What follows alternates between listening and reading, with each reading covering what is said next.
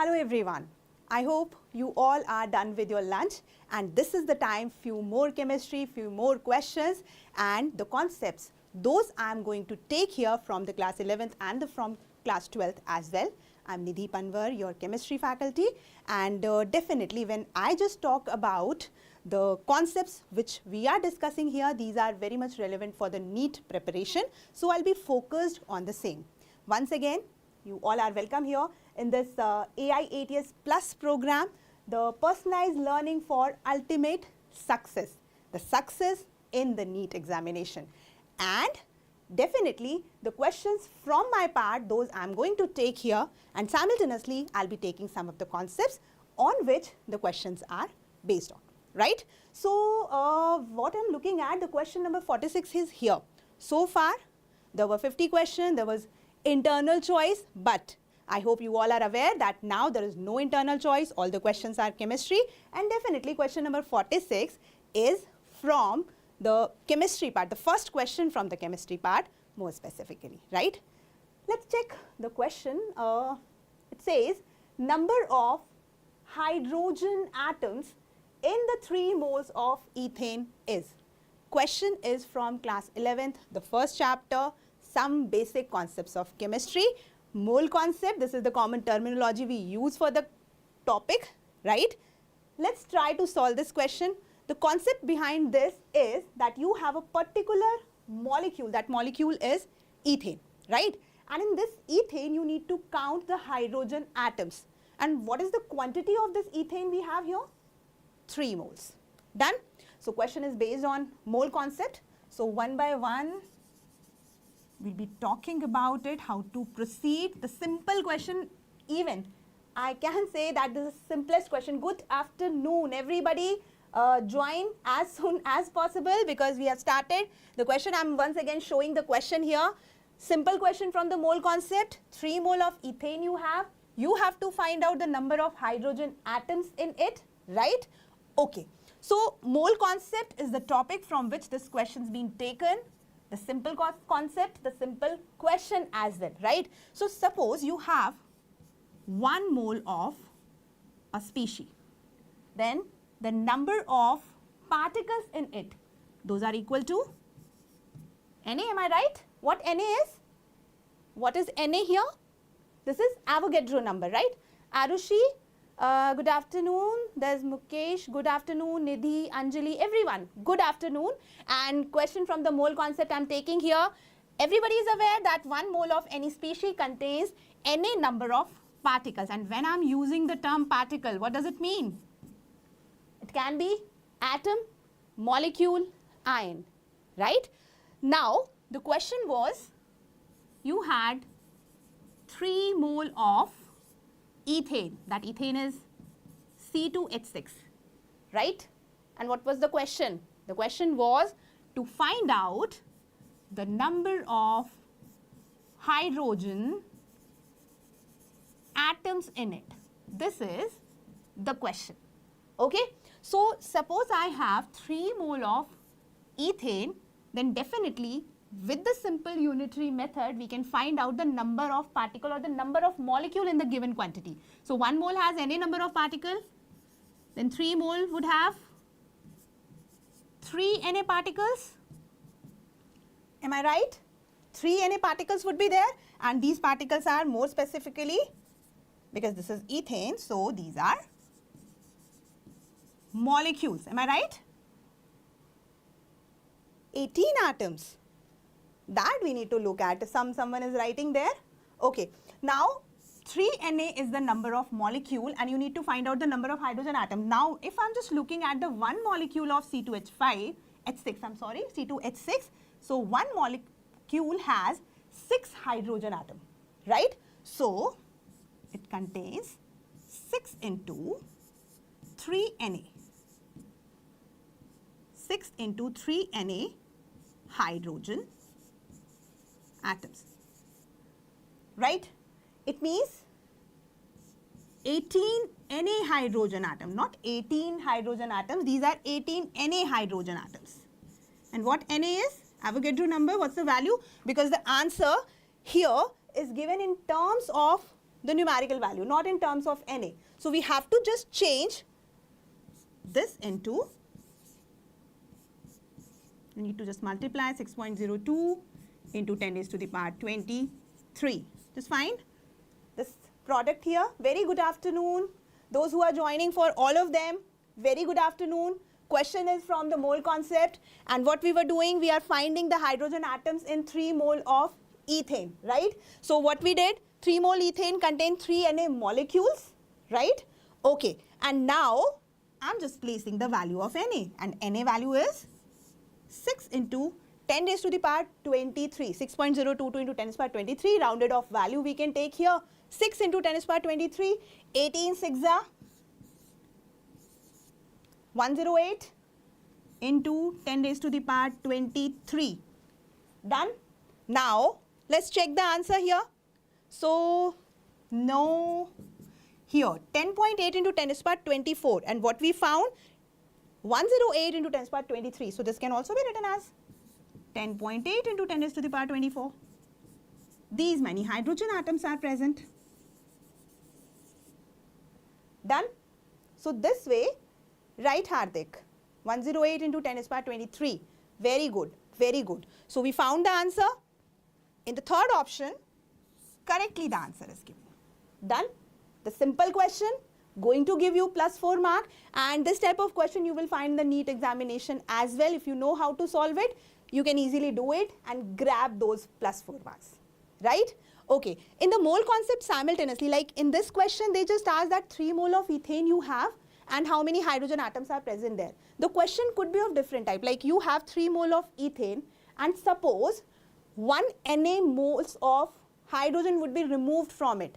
Then how much remaining would be there? So important is to know the mole concept. The simple mole concept, 1 mole of a species if you are taking, that contains Na number of particle. One thing you need to know. The second thing, at STP, if you are considering 1 mole of a gas that has the volume, how much it would be? What is the volume of the gas at STP? 1 mole you are taking. That is 22.4 liter. Am I right? Ishani, good afternoon. 22.4 liter would be the volume of 1 mole of a gas at STP, the one thing. Now, the mass of 1 mole of a substance that you are taking is equal to its molar mass. The 3 things, the 3 important things, those you need to follow while you are considering the mole concept, right, Arushi? 22.4 liters, Sukanya, very good. So, these two, and the third thing that I have already quoted while I was solving here, that 1 mole contains Na number of the particle, these 3. So, these 3 things are going to help you to solve the question of this type. Jayanti, good afternoon, beta. Good afternoon, Jayanti. So, we are taking some of the questions from the important concepts in this AIATS Plus program. So far, we have solved this question. The answer for this question is option 3. If you are the part of this program, definitely you have done this question, and hopefully you got the marks for the same as well. And now, the turn comes for the moving towards the next question, right? Okay, and simultaneously, if you find anything in which you have some issue or the doubt, you can ask there in the chat box. I am there to help you, okay? Now, question number 47. So, next in the continuation from 46, now the question number 47, and this question is, the volume occupied by 3.4 gram of ammonia at STP is. Again, the question from mole concept only, right? And Sultana, good afternoon. Okay. So, volume you need to identify. This is the thing that you need to find. Occupied by 3.4 gram of ammonia.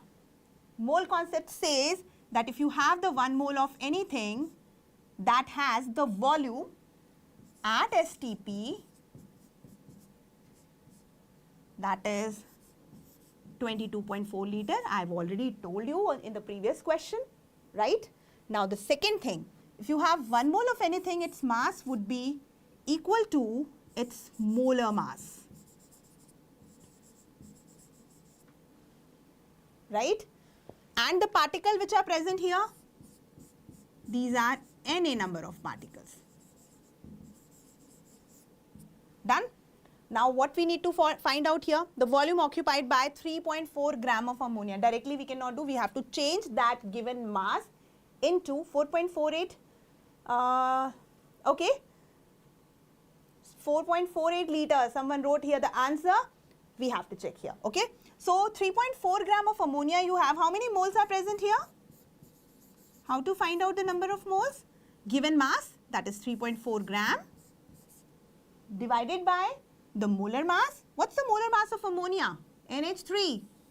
This is 17 gram per mole, right? Divided by 17. 17 twos are 34. So 0.2 it is. 0.2 mole. And suppose 1 mole of ammonia you had, then volume would be 22.4 liter, right? But this time, yes Hardik, very good. So this time you have 0.2 mole. So the volume of ammonia is 22.4 into 0.2.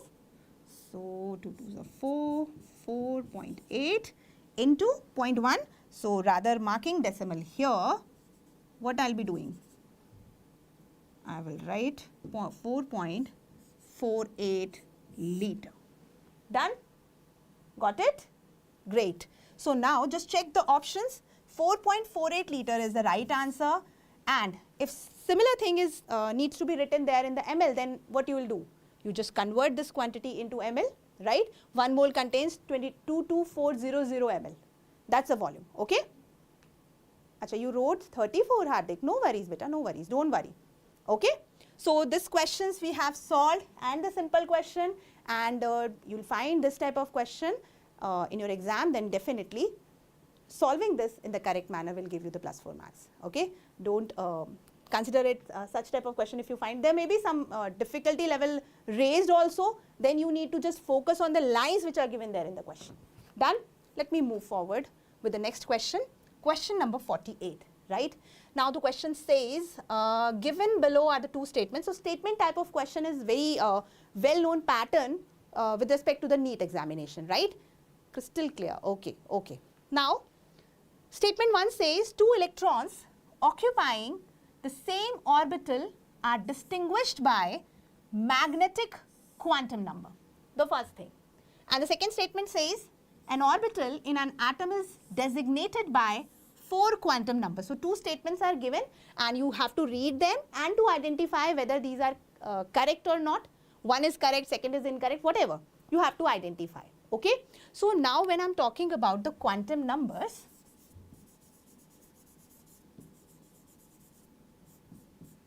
the easy topic from class 11th.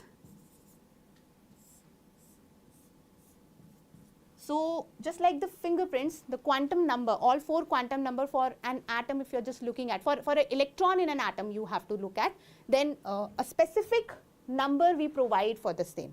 Okay. Suppose I'm talking about the first quantum number, that is principal quantum number. How do we denote it? How do we denote principal quantum number? N, right? And this N value tells us about the shell number. Okay? NLMS. Yes, Sultana, very true. So if N is representing the shell, suppose I'm talking about an electron in 3p shell, right? So this 3 is representing the principal quantum number or the shell in which electron is present. Done? Now the second quantum number, this is principal one, the second is subsidiary or azimuthal quantum number. Azimuthal quantum number. How do we represent it? Azimuthal quantum number is denoted by L, right? L is, the value of L is very helpful while you are calculating orbital angular momentum. Then also it will help, root L, L plus 1, H cross, H by 2 pi, right? So there also this L value helps. While we are discussing about the quantum number specifically, then also this L value help us. Now this L value, what's been indicated by it? So the subshell you can identify by it. Okay.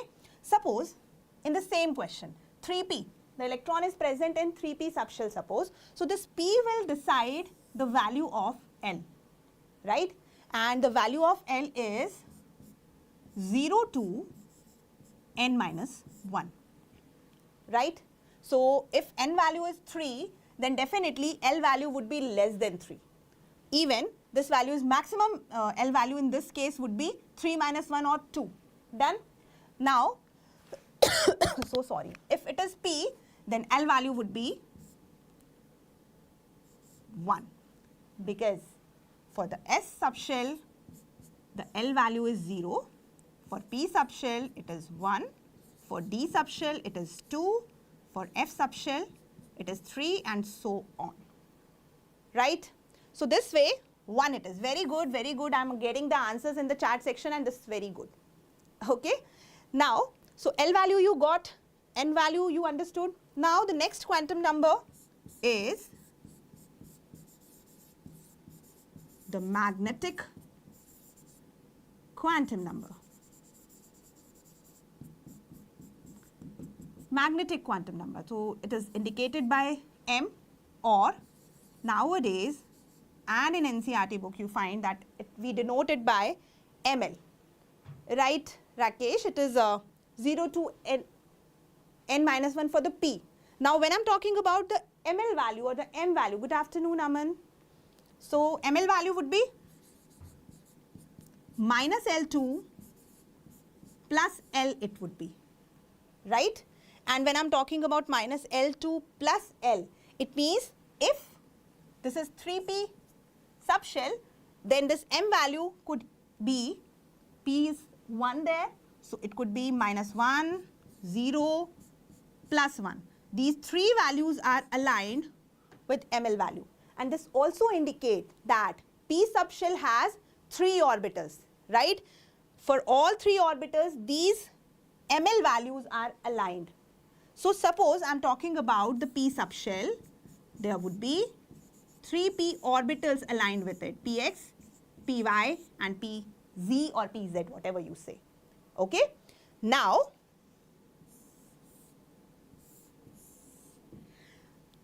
I am moving forward with the next quantum number. That next quantum number is spin quantum number. Spin quantum number, for an electron in the orbital, there are the 2 possible values. One is plus half, right, clockwise spin, and the other is minus half for anti-clockwise spin. So this is all about the numbers which are given to the quantum for the electron in an atom, right? With respect to this, you can identify that in which orbital this electron is present, even its spin is whether plus half or minus half, whether it is clockwise or anti-clockwise, we'll get to know. Done? Now, let's get back to the question. The question says, 2 electrons occupying the same orbital are distinguished by magnetic quantum number. Just think about the P subshell only. I have taken the example of P subshell, I am talking about that only. This is the P subshell, right? Px, Py, Pz, right? So these 3 are there. Any one of that can be Px, Py or the Pz.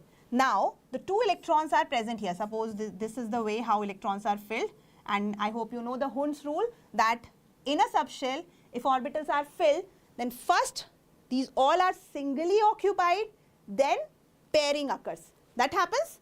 Okay. So this way, I have filled one by one, and now suppose 2 electrons are present here.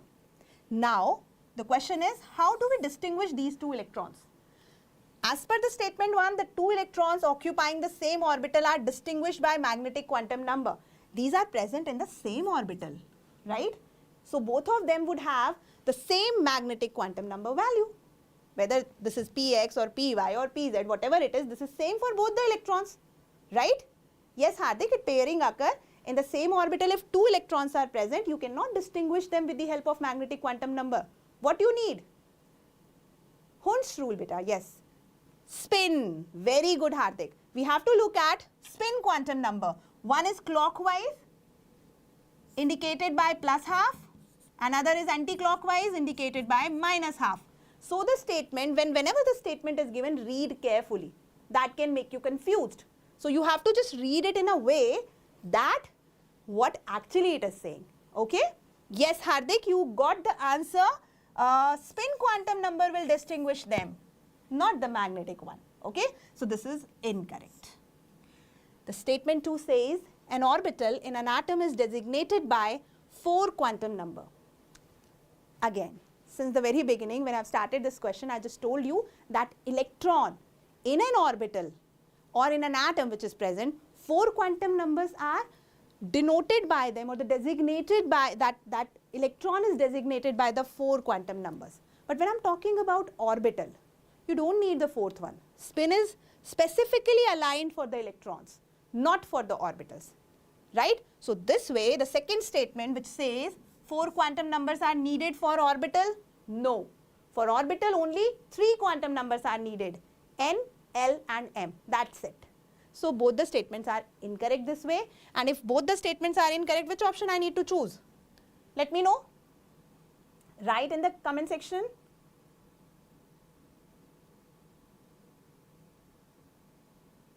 Okay, so what I was doing, I was just reading the comments which you all are writing here. So anyways, both the statements are incorrect. Option 2 becomes the right answer for this particular question, and I just hope the students who have the part of this AIATS Plus program, they have marked it correctly. Okay. Now, the turn comes for the discussion of the next question, and this question says, question number 49, diagonal relationship is shown by. Okay, got it. So everybody is writing answer now. So for that question, option 2 or the option B was correct. Okay, beta, very good. Now, the question number 49, diagonal relationship is shown by. So when I'm talking about the elements, their position, their relationships, which chapter comes in the mind? Option 2. Rakesh, you have to just look at. Acha, okay, in that question, option 2 was right. Okay, but when I'm talking about the question number 49, option 4, everybody is writing, yes. So this question is from the chapter Classification of Elements and Periodicity in the Property. Seems a small chapter, seems a chapter which is not very lengthy, but actual concepts with respect to inorganic chemistry or the chemistry of the elements you will find in this chapter. Okay, done. Okay, great. Everybody is writing. 4th option is the right answer. Very good. What diagonal relationship is? What is this diagonal relationship? The elements of second period diagonally show similarity in the property with the element of third period, right? Okay, the example, if I am talking about lithium, what lithium is? It's the element of the group 1, alkali metal it is, right? And when an alkali metal lithium showing the similarity with an alkaline earth metal, magnesium, in terms of charge to radius ratio, in terms of the chemical property, do you know when lithium reacts with atmospheric gases? So it reacts with oxygen and simultaneously it also reacts with nitrogen. The same is done by magnesium as well. And that relation, that similarity is known as diagonal relationship. Okay. So these two are showing diagonal relationship. Now what next relatives which are diagonally related? Not oxygen and carbon, because oxygen is group 16 element, carbon is in group 14, and these are there in the same period. Incorrect. Neither the properties are similar. Okay. Now sodium and calcium, both of these are the elements of the different groups. This is in the third period, and sodium and calcium. This is alkali metal, this is alkaline earth metal, but the similarity in the property you will not find in this way. Same ways for the nitrogen and phosphorus, both the elements of the same group, nitrogen family. Beryllium and aluminium. Yes, not lithium, beryllium and beryllium and aluminium, right? So beryllium is in the second period and aluminium in the third period, right? They are showing similarity. The oxide formed by beryllium amphoteric in nature, as well as for aluminium also, Al2O3 is amphoteric oxide. So similarity in property, charge to radius ratio is same. So these are the properties you will find in this case. Question was easy, but suppose this question was there in terms of statement, you have to read it carefully, right? So in that case, it could be a bit medium level of question or the difficult level of question if some twist is there, okay? But now the simple answer, option 4, and you all have written it correctly already. Rakesh, not boron and silicon. Okay, okay, boron and silicon is not there in the answer, okay. So we found the right answer for that question is the turn for moving forward, okay. Now, question number 50 we have. Question is, which of the following ions is largest in size? Okay, so what is the simple, normal order in which we measure the ionic size or the atomic size in the modern periodic table? Generally, as you are moving left to right, what happens to the atomic size? I'm not talking about ionic size now. Simple. Atomic size, what happens? As you are moving left to right, effective nuclear charge increases, say in the second period I'm talking. So, as the effective nuclear charge increases, size get reduced slightly, okay. So, moving left to right in the second period, you will find that there is a slight decrease in the size, okay. Now, the same ways, if you are moving down the group, one by one shell is getting added, size is increasing, right, nuclear charge is less in that case. So, that is the general trend. But in this case, you have to just look at the species because some ionic species are given. Now, lithium ion, okay, Shrisha, decrease, okay, right beta. As you are moving down the group, size increases. As you are moving left to right, size decreases, okay.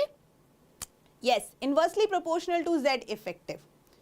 Okay, right. So, what Z effective is? Effective nuclear charge, right? There are the two terms, the nuclear charge and the screening effect. They simultaneously play there to give rise the atomic size while you are comparing, okay? Now, in this case, you have lithium ion. Done. Now, further we have sodium ion, same group, alkali metals, the lithium, then sodium. Now, potassium we have, and then with atomic number 19 potassium, and calcium is in next group, Ca2+. So, as the charge on the species increases, it means you have removed 2 electrons from the calcium. So, what about the effective nuclear charge? That will be increased a lot. So, if I am comparing potassium with lithium and sodium, you are moving down the group, atomic size increases, even the ionic size increases, right? But when it comes to potassium ion and calcium ion, you are moving left to right, size decreases. And one more thing had happened here, that potassium has lost 1 electron and calcium has lost 2 electrons simultaneously, though the nuclear charge is also decreasing, effective nuclear charge Z effective, and even the 2 electrons you have removed, so more effective nuclear charge will decrease its size. The question was the largest in size. So, calcium is not largest and lithium and sodium, there is no hope for this. Only one option is correct, that is the potassium ion with the largest size, right? This is representing the largest size in this case. Clear? So, while you are analyzing the periodic properties, you have to look at the various factors. Suppose the similar way, if ionization enthalpy term comes, then you need to just look at that how electrons are bonded, how much effective nuclear charge is there. Then you can compare the ionization enthalpy. So, lots more factors are there, specific species to species you need to just look at. Done? Okay. Now, I am moving forward with the next question, that is the question number 51. In this question, according to MOT, this is molecular orbital theory, right? As per that theory, C2 molecule has C2. It means diatomic carbon. Carbon atom, 2 carbon atoms are there. They got bonded and they formed the carbon molecule, C2 molecule, okay? Now, you gave this answer first. Okay, good. Yes, Priya. Okay, okay, got it. Everybody, now let's focus on this question now. Okay, Alfiza is writing 2, only pi bond. Yes, Alfiza Farid, you are absolutely right. But we need to just look at that what actually happening here. So, when I'm talking about molecular orbital theory, just like the atomic orbital is monocentric, while when I'm talking about the molecular orbital, dicentric, 2 nuclei were there, various electrons are there, and interplay would be there, and that leads to the formation of the molecular orbital. Two atomic orbitals combine to form two molecular orbital, one with the lower energy, that is bonding MO, and one with the higher energy, anti-bonding MO, right? I hope you know. You have studied this. Okay, the question is from the chapter chemical bonding and the molecular structure. MOT is very important topic, and Priya, Shrisha, everybody is writing option 2. You all are correct. Now let's focus on this concept. Let's just revise it. Okay, so when I'm talking about C2, then how electrons are filled in it? So 2 carbon atoms combined, then total 14 electrons we need to fill there. Not 14, carbon. 6 is the atomic number, then how much it would be? Not 14, 12 electron we need to fill. Okay, now, so sigma 1 is 2, sigma anti-bonding MO. So sigma 1 is 2 anti-bonding. 4 electrons filled, one by one we will be filling. Sigma 2 is 2, sigma anti-bonding 2 is 2. Now further, what happens? Pi molecular orbital will come. This is bonding MO. So 2px, pi 2py with the similar energy, and 2 electron here, 2 electron here. Is it 12 now? 12? So in the valence shell, in the pi MO, electrons are filled.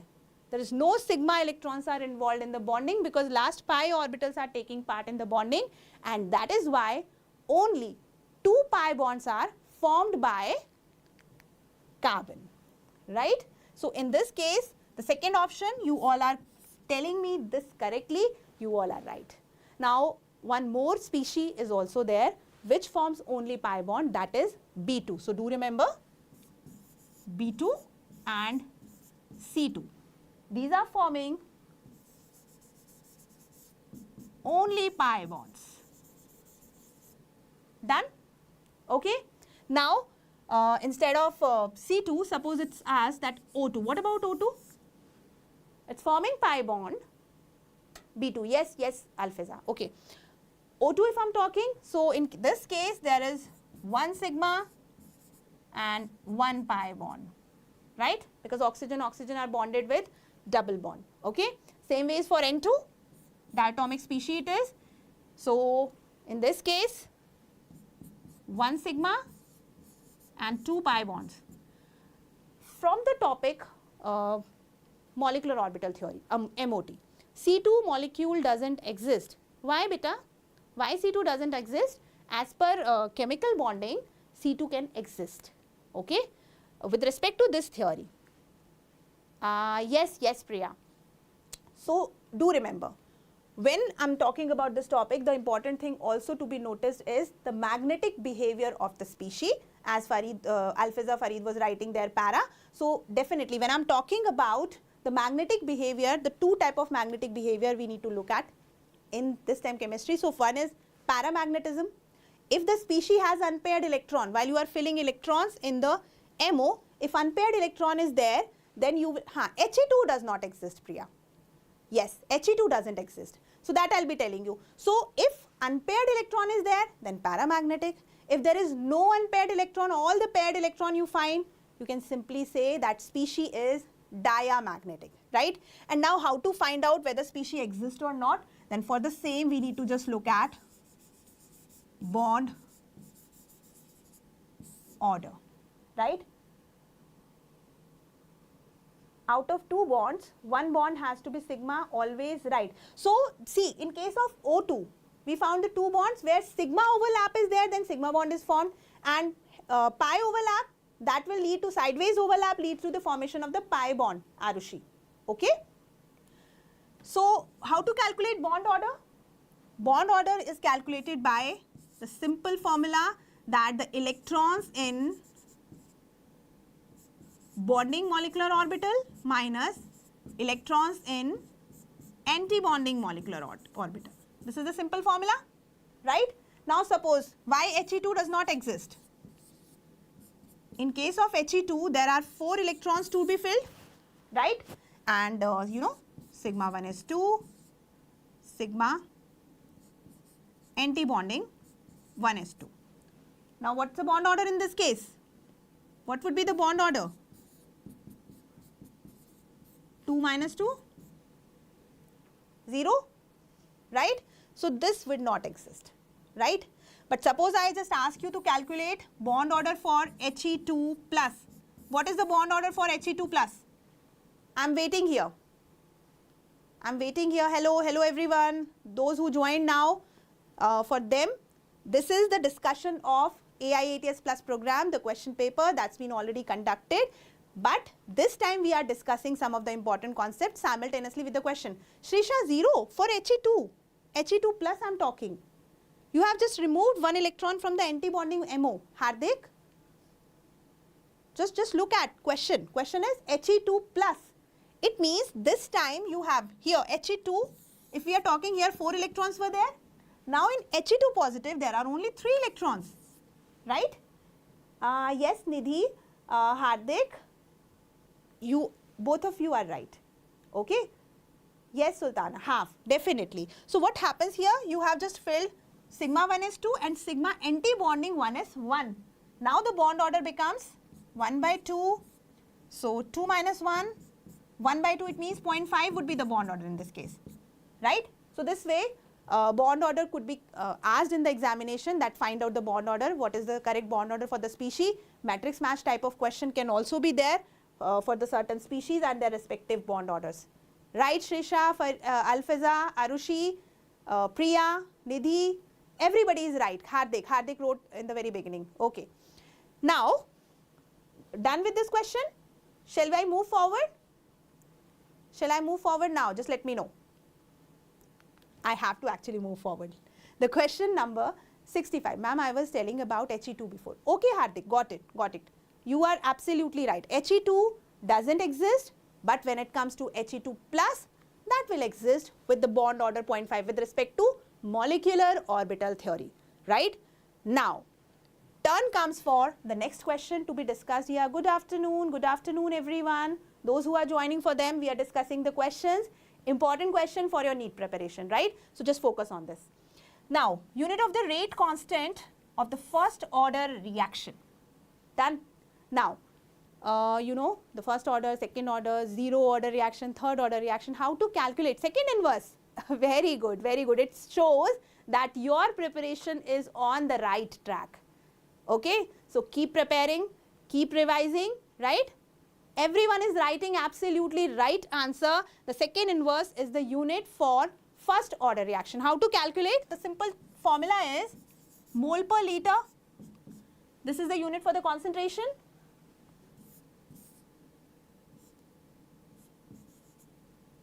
One minus n, and the time whatever you are taking, whether second inverse, second or the minute you can take, or even you can take, it's up to you. So suppose I'm taking unit of time second here, so second inverse it would be. This way we calculate. So now as this is first order reaction, so this n value is 1 here, right? So 1 minus 1 is, for the first order reaction, 1 minus 1 is 0. Hardik wrote the formula correctly. Very good, beta. So mole per liter raised to the power 0, second inverse, and if anything is raised to the 0 power, then definitely 1 it would be. So second inverse is the unit, the right answer. What's the unit for the second order reaction now from this? Exactly this formula. Okay, Priya. So what's the unit for second order reaction? This way you can find out. Now the n value becomes 2. 1 minus 2 is minus 1. So for the second order it becomes mole inverse, liter, second inverse, right? So this is the unit for second order reaction. Done? This is how we can proceed. So very you know, favorite question from the NEET, and you know, all the questions those we are considering here are based on the previous year NEET examination as well. Okay? Done? Let's move forward with the next question. The question number 81 we have. Mole inverse, liter, second inverse. Okay, good, Priya. Done. Arushi is also writing correctly. I'm taking next question, that's question number 81. Question number 81 is number of moles of methane required to produce 22 gram of CO2 after complete combustion. The two things we need to do for this question. Shrisha writing, third is the right answer. Is it? Is it you are writing, Shrisha? we have to just look at, because I didn't solve this question previously, so I have to do it. You have methane. What methane is? CH4, the fuel. Now you are allowing it to react with oxygen, and as per this question, this is the complete combustion. It means sufficient amount of, acha, okay, 0.5. I am coming to the answer, don't worry. Methane you have, oxygen you are providing for the complete combustion, then that results in the formation of CO2 and H2O. So whenever you are solving this type of question, this is based on the stoichiometry, and the stoichiometry is a part of the chapter 1, some basic concepts of chemistry. There you have to just look at the balanced chemical equation, and you can compare the moles of reactants and the products, but you have to just first identify that which species is the limiting reagent, right? So another question of this type could be that to identify the excess reagent, that how much amount of the excess reagent is left there, that type of question can also be there. But in this question, we have to balance. Now 2O2, and it will be producing CO2 plus 2H2O. Is it balanced? Okay. CH4 plus 2O2 to give you CO2 and 2H2O. Done. It is balanced now. The question is number of moles of methane required to produce 22 gram of CO2. So there is no need of limiting reagent. They are directly asking you that how to find out the number of moles of the methane. Now CO2, then moles of CO2 you have to identify. It's 22 gram amount is given, right? If 22 gram is given, then how many moles of carbon dioxide are present there? How many moles of carbon dioxide are there? 0.5 mole for this question. Okay, Shrisha. Great. 22 gram of CO2 means its mole would be 22 by molar mass of CO2 is 44.5 mole of CO2. Done? Now just look at the question and apply the simple unitary method. If I am just looking at this equation, for production of 1 mole of CO2, how much methane is needed? It's 1 mole, the reaction stoichiometry says 1 mole is produced from 1 mole, right? So now this time you have the 0.5 mole CO2. So how many moles are needed? Undoubtedly 0.5 mole of methane are needed. Done? 0.5 mole is given here in the option 2. And those who were writing since the very beginning are absolutely right. Okay?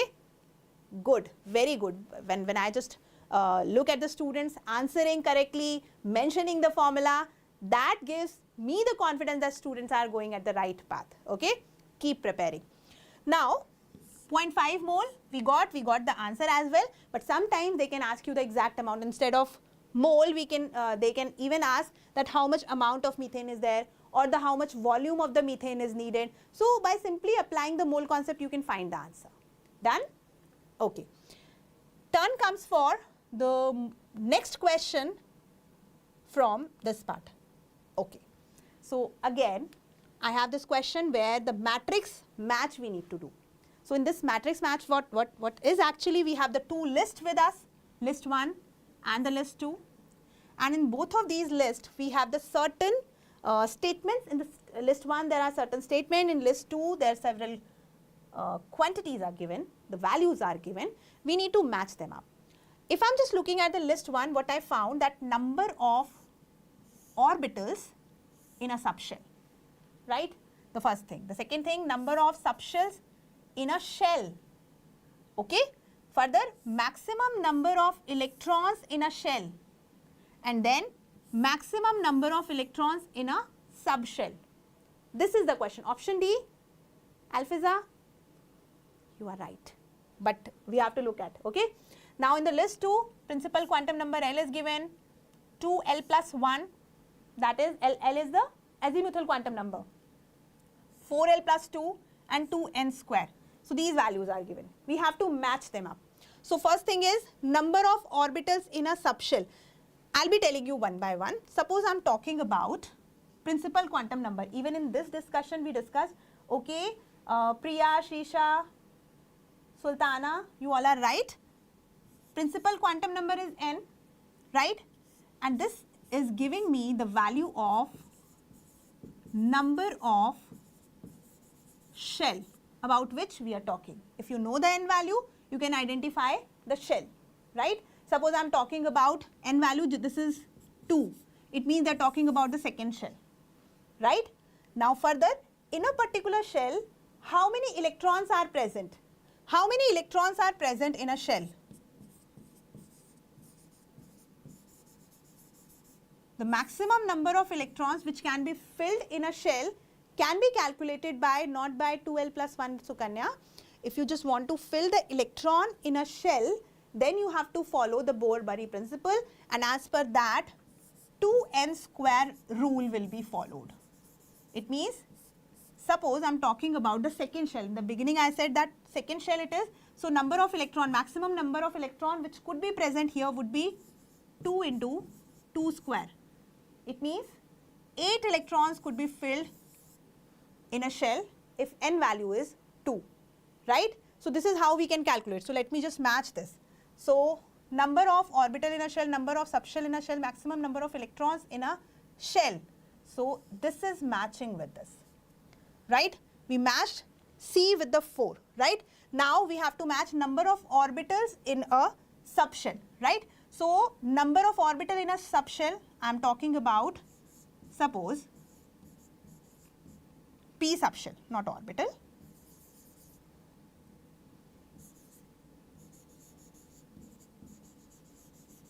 For P subshell, what is the value of L? Right, Sultana? Sukanya, okay. P subshell we have, what is the value of L here? 1, am I right? 1 it would be?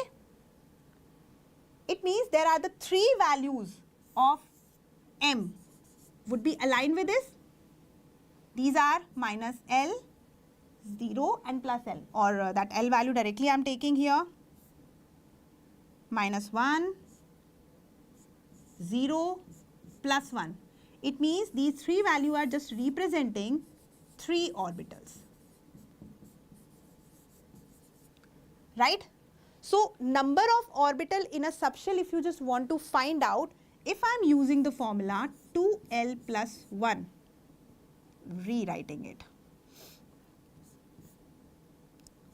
2l plus 1, if L value is 1, then this is 3 and this is aligned with this, right? Yes, Priya. Now same ways, if L value is 2, then how many orbitals are aligned with it? Ma'am, can you do the sum again? I did not understand. This one? This sum you are talking, Ayush? So what I am saying that in this case, if number of orbital in a subshell you are calculating, you have to look at the value 2l plus 1. If L value is 1, then 2 into 1, 2 plus 1, 3. 3 is the value and 3 orbitals are associated with it. Ma'am, AIATS plus वाले topics mostly NEET में आएंगे. NEET का paper NTA will design, right? So we cannot comment on that, but we are very much clear that you have your certain syllabus which is given there in NCERT book, right? Follow that, read each and every line, each and every concept from the NCERT, then definitely you find that your most of the question would be there. Or I should say that all the questions would be there, or the concepts would be there from the NCERT, okay? But you have to, study it in a very good manner. In the complete practice is also needed, okay? So yes, 5 orbitals would be aligned with it, because if L value is 2, then M value would be, the ML value would be minus 2, minus 1, 0, plus 1, plus 2. These many. So, okay, understood, okay. So, dxy, dyz, dzx, dx square minus y square and dz square. 5 orbitals are aligned with the orbital in the subshell. So, number of orbital in a subshell can be calculated by 2l plus 1. Done? So, A is matching with the second one. Now, number of subshells in a shell. Always do remember, whatever be the n value, that will give you the number of shell. It means, suppose I am talking about, I have to take the next page. So, suppose I am talking about n value as 1. Then there would be only one subshell, that is S subshell. If n value is 2, there are two subshell S and P. N value is 3 and 3 S, P and D. So this is how we can relate. Ma'am is like 170, 175 in AIATS. Okay, this is a good score, but you have to just find out that where you are doing mistake, because error analysis is very important. We should always target for the maximum marks, beta. Can you tell me कैसे revision करें all subjects? What priority? Priority you have to decide yourself. Your pattern of study could be yours only. You find that this is the time at which I can study physics or chemistry, but definitely all the subjects you need to read, you need to study, you need to revise simultaneously. Okay, Alfiza? Now, so in this case, maximum number of electrons in shell we have matched here, and number of subshell in a shell also we match. Now one thing is left only, maximum number of electrons in a subshell. So number of orbitals are 2l plus 1, and each orbital can have 2 electrons, right? So you have to just multiply 2, because this is the number of orbital. 2 electron can be present there in one orbital. So total number of electrons would be 4l plus 2. Done? So 4l plus 2 is here in the third one. And everybody who was answering there, that fourth option is right. Absolutely right, undoubtedly. And that, that's very good thing that I found. Okay, chaliye. Let's move forward with the next question. The question number 83, IUPAC official name of the element having atomic number 104. So, yes, Medico, the next question is here in front of you. Okay. So, IUPAC official name of the element with the atomic number 104 is being asked. So, when I am talking about IUPAC name, there are the two things. One, that you can give the name with respect to 1, it's un, with respect to 0, nil, right? And this is 4, so quadium you can say. So this type of question can also be asked in the NEET. Don't worry, because this is there in the NCERT, then it could be asked. Okay, right answer I am getting RF, Rutherfordium. 104 is Rutherfordium definitely, right? And that other name is un-nil quadium. IUPAC name, this name is also there before the official name, right? Now we are talking about the right answer, definitely Rutherfordium it is, undoubtedly. Okay, but what about Mendelevium? What is its atomic number? Can anybody tell me? What is the atomic number of Mendelevium? The first, after 100, the first element it is 101. This is un-nil anium, right? Un-nil anium. Un for 1, nil for 0 and un again for the 1. Okay. The same ways, nobelium. Nobelium is what? So this is the place where you need to learn something, right? This un-nil quadium or un-nil anium, that you can just give the name easily, IUPAC name. But when it comes to IUPAC official name, that you need to learn. Okay. Now, nobelium is 102. Un-nil bium, right? 102. Un-nil bium it would be. Now the second, the third one, lawrencium. Lawrencium is un-nil trium. Okay. Now, and Rutherfordium you already identified with the 104. Okay. So this way we discussed some of the questions, some of the important concepts, and I just hope that your preparation journey is on the right path. Okay. MD, NB, LR respectively. Very good, beta. Very good. Some study empire is also writing 102. Good. So keep the pace maintained, keep preparing, keep learning. This was the easy question, but not necessarily always you will find some easy question from this topic. There might be some question from the matrix match or the statement type of question. Even the assertion reason type of question you can also find while preparing. So please keep practicing such type of question to gain the confidence, and my best wishes with all of you. Keep learning.